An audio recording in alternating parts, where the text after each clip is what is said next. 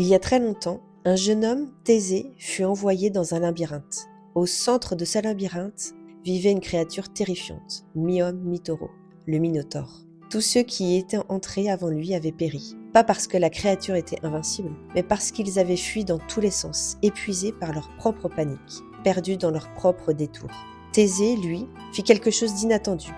Il s'arrêta, il respira et il avança vers le centre. Mais que se passe-t-il quand, au lieu de fuir dans le labyrinthe de nos pensées, on décide d'avancer vers le centre ?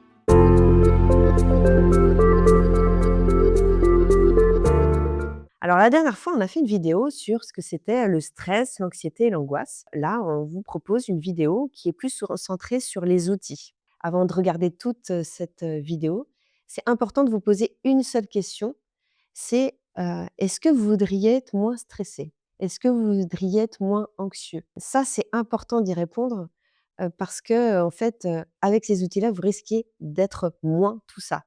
Et en fait, eh bien là, on va aborder la notion vraiment d'habituation au stress. Donc en fait, votre cerveau, il va un petit peu bugger parce que, en fait, il veut pas être stressé, mais en fait, eh bien, il est en zone de confort quand il est stressé. Aux cuisines. Je passe mon tour, vas-y, c'est toi qui fais la joie. Quoi? D'accord. Et donc ça, c'est important juste de le prendre en compte, dans les outils.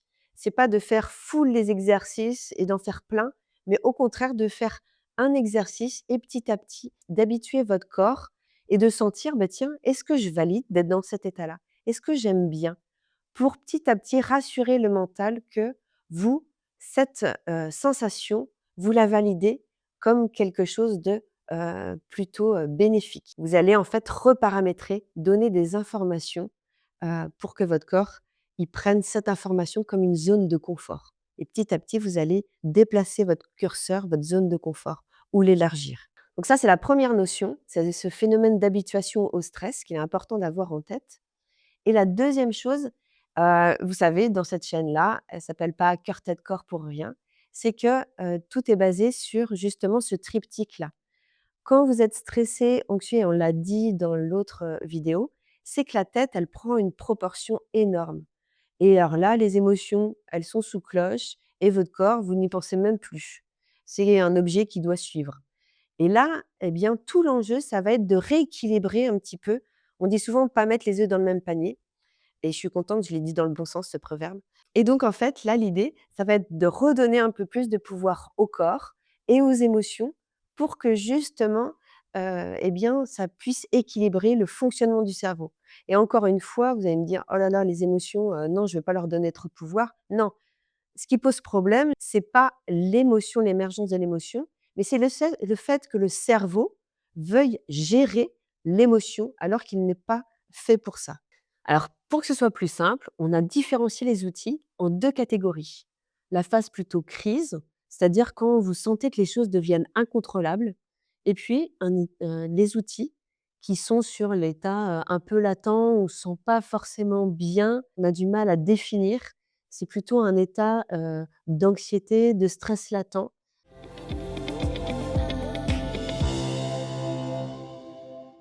Donc là, on commence les outils en état de crise, c'est-à-dire, où, les choses vous semblent commencent à être incontrôlables, où vous avez l'impression de perdre, le contact avec la réalité ou en tout cas, tout se dérobe sous vos pieds. Eh bien, là, ça peut être, alors à différents niveaux, un stress important, voire jusqu'à la crise d'angoisse.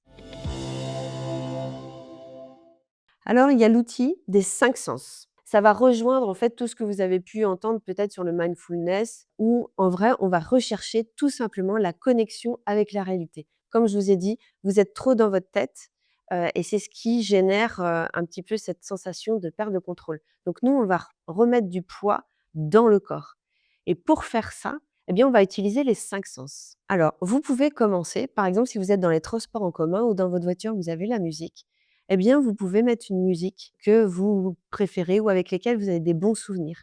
Une musique qui vous parle et qui vous détend. Et là, vous vous concentrez dessus, les paroles, sur cette musique. Ensuite, vous pouvez regarder autour de vous 5 choses que vous pouvez observer. Quelle forme ça a, quelle couleur, est-ce que c'est joli, est-ce que vous trouvez ça agréable ou non. Alors, si vous le faites en voiture, eh bien, c'est très simple, vous pouvez le faire sur des éléments de sécurité, par exemple. Très concrètement, moi, sur les trajets en voiture, par exemple, je peux regarder, les arbres, le ciel, la forme des nuages et je peux regarder les marques de voitures, par exemple, parce que j'aime bien les voitures. Donc on va aussi utiliser, les sensations, tactiles. Donc par exemple, bah, tiens, là, si je suis, en voiture, eh bien, mes mains, je ressens, le contact, par exemple, de mes mains sur le volant. Je ressens que mes cuisses sont bien sur le siège. Si je suis en transport en commun, bah, pareil. Eh bien, je vais me centrer, tiens, mais est-ce que j'appuie sur l'avant de mes pieds, sur l'arrière des pieds? Tout simplement. Je peux aussi, utiliser l'odorat. L'odorat, c'est vraiment un outil très, très fort qui peut vous ancrer. C'est un peu, la Madeleine de Proust, si certains connaissent. C'est vraiment un moyen de tout de suite connecter nos corps avec des bonnes sensations. Alors soit vous sentez, heu, bah, les odeurs qu'il y a autour de vous, mais vous pouvez aussi avoir un petit flacon, par exemple, d'huile essentielle que vous pouvez sentir ou que vous aurez au préalable, par exemple, mis une goutte sur votre poignet que vous pouvez porter juste, au nez pour sentir l'odeur qui est plutôt agréable pour vous, soit de la lavande, tout ce qui est agrumes aussi. Et là, vous allez, en sentant, et bien peut-être, vous remémorer, tiens, les vacances du sud, quand vous étiez, dans les champs de lavande, par exemple. Il y a un petit truc aussi qui est assez intéressant qu'on a découvert, en neurosciences, c'est, que l'humus, donc l'humus, c'est quoi? C'est vraiment la terre qu'on va avoir en dessous des feuilles, par exemple en forêt. Vous prélevez ça juste, 2 centimètres, vous mettez dans un petit flacon et vous allez sentir cette odeur. Parce que ça a été prouvé qu'en fait, il y avait, des micro-champignons et que ça permettait d'équilibrer en fait, bien votre microbiote et ça activait votre nerf vague. Donc pour rappel, le nerf vague, quand il est activé, vous êtes cool. Donc vous voyez, ça, c'est l'outil des 5 sens. Vous pouvez le faire, à votre manière, mais vous pouvez aussi aller creuser un petit peu plus, cet outil-là si ça vous parle. Là, on fait vraiment de manière, très, très simplifiée. Alors ces exercices de 5 sens, vous pouvez tout à fait l'utiliser aussi, lors, de cours où vous sentez qu'il y a un stress ou même en examen, vous pouvez tout à fait, prendre 1 minute où là, vous allez, juste vous reconnecter à ces 5 sens. Alors l'outil phare, quand on est, plutôt en état de crise ou en tout cas on a l'impression de perdre, le contrôle et ça pareil ça a été prouvé, eh bien c'est la respiration. La respiration, c'est vraiment ce qui va nous rappeler, heu et nous ramener, à l'instant présent. Donc la respiration, on a déjà fait une vidéo, dessus. C'était la vidéo numéro 5 sur le nerf vague où vous aurez plein d'autres exercices de respiration. Moi ici, j'aimerais que vous reteniez l'essentiel, c'est que souvent, on fait l'erreur quand on est stressé de reprendre la respiration et de dire: «Je reprends de l'air, mais j'arrive plus à reprendre». En gros, au contraire, là, on est dans le cercle vicieux et là, on envoie un message à notre cerveau pour dire: «On est en état stress, on doit prendre de l'oxygène». OK? Vous, au contraire, vous voulez dire à votre cerveau: «Calme-toi, tout va bien», même si c'est pas le cas. Donc là, vous pouvez le feinter en expirant. C'est au fond de l'expiration que votre corps va se détendre. Donc en fait, le plus facile, c'est dans un premier temps, par exemple, de soupirer. Là, vous voyez que vous faites une expiration plus longue. Donc déjà, si vous faites 3 soupirs comme ça, où vous vous obligez à expirer, c'est déjà plus facile. On peut aussi tout simplement marquer 2 temps si on peut au fond de l'expiration, mais toujours ça sans forcer. Donc j'inspire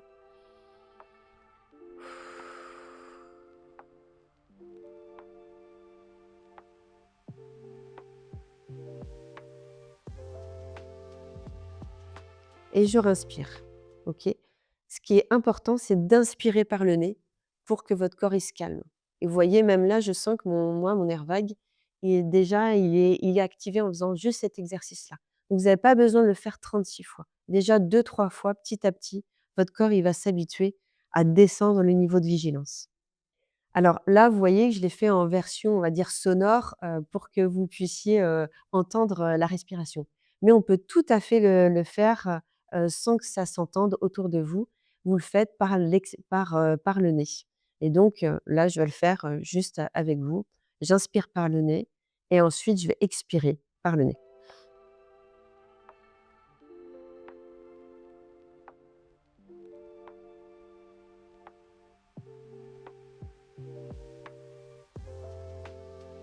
et je réinspire. Alors ça, vous voyez que c'est un exercice qu'on peut appliquer dans tous les cadres, que ce soit au travail, en réunion, ou en cours même. Et vous voyez que dans ces exercices en temps de crise, que ce soit les exercices des 5 sens, que ce soit la respiration, plus vous l'aurez utilisé en amont, plus vous serez à l'aise avec ces exercices, lors des crises et aussi plus votre corps, il comprendra rapidement ce que vous lui demandez. Et il va raccrocher: «Ah OK, c'est ça qu'elle veut, quand je fais cet exercice-là. Elle veut atteindre cette sensation-là». Il va mieux comprendre. Je vous montre un petit exercice parce que la coupure n'est pas aussi nette entre l'état de crise et hors crise, en état latent. On a des exercices d'automassage, issus de la médecine traditionnelle chinoise ou qui sont même issus du Do-in, où on peut utiliser certains points, c'est comme des clés du corps pour justement, eh bien, permettre, cette détente. Alors on a un petit exercice en premier, c'est le MC8. Pour repérer ce, point, on descend, le long du troisième doigt, on passe la petite bosse et ici, vous avez le point du MC8. Et ensuite, pour le masser, vous avez juste à relâcher vos doigts et à appuyer. Donc là, je fais des pressions vers le bas, tranquillement. L'idée, c'est de ne pas faire des grands ronds, hein. Juste, on maintient et on fait des micro-ronds. Cet exercice, globalement, vous pouvez le faire pendant 1 minute. Pour déterminer est-ce que cet exercice-là, il est intéressant pour moi ou pas. Si ce point-là est douloureux, c'est qu'il est intéressant pour vous. S'il n'est pas du tout douloureux, eh bien, ça veut dire que vous pouvez passer à un autre exercice. Ce point-là, il est vraiment fait pour apaiser, en fait, heu, le corps, les émotions. C'est vraiment quand on prend les choses à cœur. Certainement que si ce point, il est actif chez vous, c'est que, quand vous vous lancez dans quelque chose, vous y allez vraiment avec tout votre cœur. Et pour ce deuxième point, je me suis assise puisque, c'est plus facile d'avoir les abdominaux relâchés et moi, vu qu'ils sont hyper costauds mes abdominaux, il faut que je les relâche. Bref, j'étais obligée de le dire parce que alors pour repérer ce point-là, c'est le WC, 15. Donc pour le repérer, ici, vous avez les côtes et vous avez le sternum. Alors je fais attention au micro, et donc vous allez descendre le long du sternum et quand vous arrivez au bout du sternum, ça s'appelle l'appendice xiphoïde, eh bien, vous mettez juste en dessous votre, index et vous allez mettre juste en dessous votre majeur et au niveau du majeur, c'est généralement l'endroit qui peut être un peu sensible, donc allez-y doucement. On appuie juste pour le repérer et donc c'est à l'endroit de ce majeur que je vais masser. Je vais être sur le point, vraiment qui va nous intéresser. Je vous conseille de ne pas le masser avec le bout des doigts parce que ça peut être un peu sensible. Donc on va plutôt masser avec ce qu'on appelle ici l'éminence thénard. Donc c'est la partie un peu charnue du pouce et donc on va poser cette partie charnue ici, à l'endroit de la zone et on va masser, plutôt dans le sens des aiguilles d'une montre, tranquillement. Et comme on a vu tout à l'heure, si en plus vous associez ça à l'expiration, eh bien, vous allez voir que, ce point-là, petit à petit, il va, vraiment se relâcher. Donc c'est vrai que ce point-là, il est vraiment efficace. Il sert aussi de bilan. S'il est douloureux, c'est qu'il est important de le masser et en même temps, j'ai envie de vous dire que de toute façon, ce point-là, il est douloureux chez plus de 80 des personnes. Donc ce sera normal. Encore une fois, si vous allez, souvent, chez l'ostéo, l'éthiopathe, les chiropracteurs, c'est important aussi de lui dire, par exemple, que ce point-là est un peu, bloqué, puisqu'il aura besoin d'aller chercher en fait, c'est relié au point du diaphragme. Donc ça, c'est intéressant aussi d'avoir, cette notion-là. Et là, vous voyez bien que le fait de faire de la respiration, eh bien, va aussi détendre ce point-là. Donc là, c'est vraiment, tout le stress, toutes les émotions vont avoir tendance à se mettre là et bloquer et si ce point-là est bloqué, généralement, en plus, il y a, plutôt de la constipation. On a du mal à aller aux toilettes, par exemple, ou au contraire, d'un seul coup, ça a plutôt tendance à se vider, OK? On a, le point, qui est un petit peu au-dessus, WC17. Alors là, pour le repérer, vous avez, la ligne mamelonnaire. Donc entre les 2 mamelons, vous tracez une ligne horizontale et ensuite vous allez mettre 3 doigts au-dessus de cette ligne horizontale et là, vous allez tomber à l'endroit de votre, index, eh bien, sur le point, WC17. et là, vous le massez.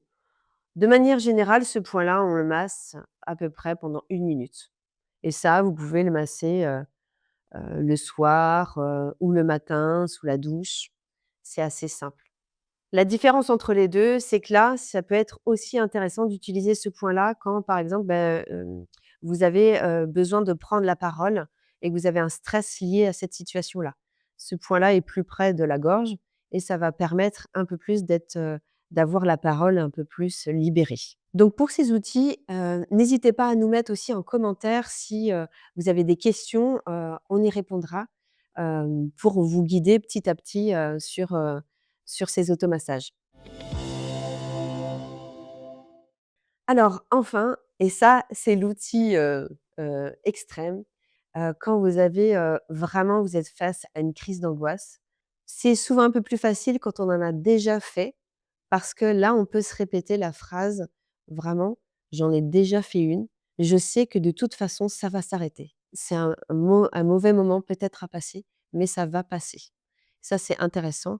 Maintenant, il est toujours intéressant d'avoir quelqu'un autour de soi qui puisse, quand même, contacter les secours s'il y a besoin et ça vous permet, vous, d'être en sécurité. Mais vous pouvez avoir cette phrase-là que vous vous redites et il y a, donc cet outil ultime, j'ai envie de vous dire quand vous faites une crise d'angoisse, c'est de vous dire: «Bah, vas-y, fais-le». C'est vraiment de lâcher et en fait, comme je vous l'ai dit à chaque fois pour les émotions, c'est, le sujet, c'est souvent qu'on veut contraindre, qu'on veut contrôler, qu'on veut maîtriser. Ça, c'est normal, notre cerveau, il veut faire ça pour nous protéger.